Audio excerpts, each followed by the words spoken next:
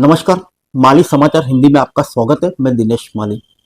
बांग्लादेश की पूर्व प्रधानमंत्री हसीना का बड़ा खुलासा। उनकी हत्या रचने की रची गई थी साजिश। आइए जानते हैं विस्तार से। बांग्लादेश 5 अगस्त की तारीख को इतनी आसानी से नहीं भूल सकेगा। उस समय शेख हसीना को प्रधानमंत्री पद से इस्तीफा और देश छोड़कर भारत जाना पड़ा था। उसके बाद से यहाँ के हालात बदतर हुए हैं। हिंदुओं के घर और व्यापारिक प्रतिष्ठानों को निशाना बनाया जा रहा है। अब इस पूरे मामले पर पूर्व पीएम शेख हसीना ने बड़ा आरोप लगाया है। उनका कहना है कि सत्ता से बेदखल होते ही उनकी और उनकी छोटी बहन शेख रेहाना की हत्या की साजिश रची गई थी। शेख हसीना ने शुक्रवार रात को फेसबुक पर अपनी पार्टी बांग्लादेश अवामी लीग के पेज पर एक ऑडियो संदेश में यह बड़ा दावा किया है। उन्होंने कहा, रेहाना और मैं बच गए। हम केवल 20-25 मिनट के अंतराल से मौत से बच गए। आइए जानते हैं क्या है मामला। दरअसल पिछले साल प्रदर्शनकारी छात्र विवादित आरक्षण प्रणाली को समाप्त करने की मांग कर रहे थे। इसके तहत बांग्लादेश के लिए वर्ष 1971 में आजादी की लड़ाई लड़ने वाले स्वतंत्र संग्रामियों के परिवारों के लिए 30% सरकारी नौकरियां आरक्षित की गई थी। मगर सरकारी नौकरियों में आरक्षण के मुद्दे पर शुरू हुए विरोध प्रदर्शन ने देश भर में उग्र स्वरूप ले लिया था। इसके बाद हालात बद से बदतर हो गए और प्रधानमंत्री शेख हसीना को अपने पद से इस्तीफा देकर भारत भागना पड़ा था।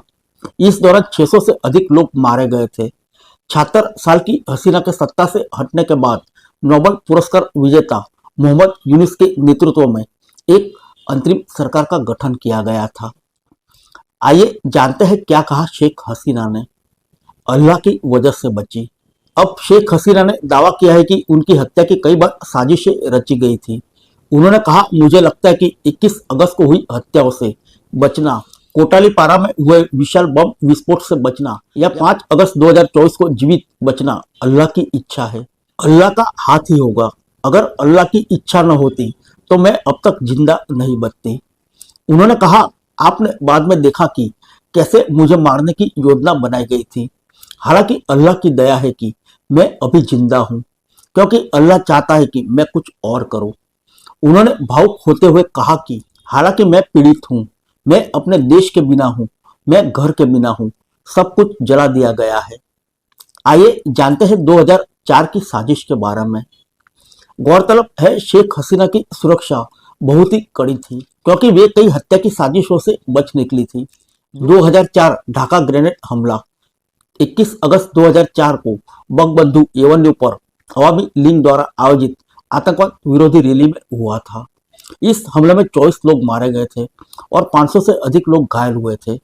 यह हमला शाम 5:22 पर किया गया था, जब तत्कालीन विपक्ष नेता शेख हसीना ने 20,000 लोगों की भीड़ को संबोधित किया था। इस हमले में शेख हसीना को कुछ चोटें भी आई थी। आइए जानते हैं कोटालीपारा बम मामले के बारे में। कोटालीपारा बम शेख हसीना को मारने के लिए एक साजिश थी, जिसका उन्होंने अपने ऑडियो संदेश में उल्लेख किया है। 21 जुलाई 2000 को 76 किलोग्राम बम बरामद किया गया था और 2 दिन बाद कोटालीपारा के शेख लुत्फुर रहमान आइडियल कॉलेज में 40 किलोग्राम का बम बरामद किया गया था, जहां अवामी लीग के अध्यक्ष और तत्कालीन नेता प्रतिपक्ष शेख हसीना को 22 जुलाई 2000 को रैली को संबोधित करना था।